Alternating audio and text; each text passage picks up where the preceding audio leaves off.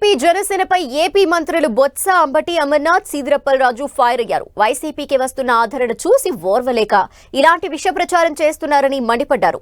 పాదయాత్రలో ఉత్తరాంధ్ర ప్రజల కష్టాలను చూసిన జగన్ వైజాగ్ ను ఎగ్జిక్యూటివ్ క్యాపిటల్ గా చేయాలనుకున్నారని చెప్పారు. అమరావతి రియల్ ఎస్టేట్ మొత్తం ఓ సామాజిక వర్గం వద్దే ఉండేలా చంద్రబాబు ప్లాన్ చేశారని ఆరోపించారు. దేన్ని డ్రామా, దేన్ని నాటకం, సినిమా ఒక పేపర్లో చూశాను. పాప సెలబ్రిటీ ఇది ఒక డ్రామా అని ఆయనకు తెలుసు. డ్రామాలు ఆయన బెస్ట్ యాక్టర్. ఆయనకు తెలుసు కాబట్టి ఆయన మాట్లాడతాడు డ్రామా మాట. జగన్మోహన్ రెడ్డి యాక్టర్ కాదు, రియల్ ఫైటర్, హీరో. టైట్ గా వెళ్ళిపోతుంటే ప్రజాదరణ చూసి ఇంకా జగన్మోహన్ రెడ్డిని మనం ముగ్గురు కలిసిన 30 మంది కలిసిన జగన్మోహన్ రెడ్డి గారిని ఓడించడం సాధ్యం కాదు అని నిర్ధారణకు వచ్చిన తర్వాత హతమార్చాలనే కుట్ర చంద్రబాబు చేస్తున్నాడు. ఇది వాస్తవం గమనించమని మనం చేస్తున్నాం. జగన్మోహన్ రెడ్డి గారు ఉంటే మా అమరావతి పెరగదు, జగన్మోహన్ రెడ్డి గారు ఉంటే మా వర్గీయులు పెరగదు, మరొకసారి నేను ఓడిపోతే మా అబ్బాయి బతకడు రాజకీయంగా.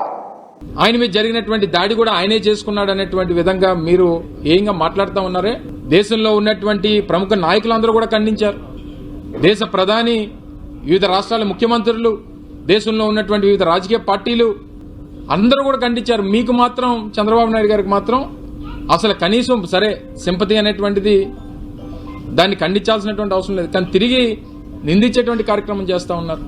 ఇంత పెద్ద ప్రజా స్పందన వస్తుంది, ప్రజలు వేలాదిగా తరలిస్తున్నప్పుడు మాకేంటి అవసరం మాకు తెలియగలుగుతాను. అక్కడ ఎవరైనా ఒక ఇంచు భూమి కొనాలన్నా చంద్రబాబు సామాజిక వర్గం వాళ్ళ దగ్గరే కొనాలా?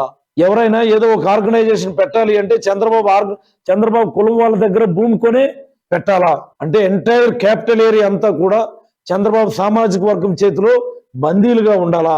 చంద్రబాబు కులపోల చేతిలోనే రాజధాని మొత్తం కూడా బందీగా చిక్కుకోవాలా అన్నటువంటి ఒక చంద్రబాబు దురాలోచన.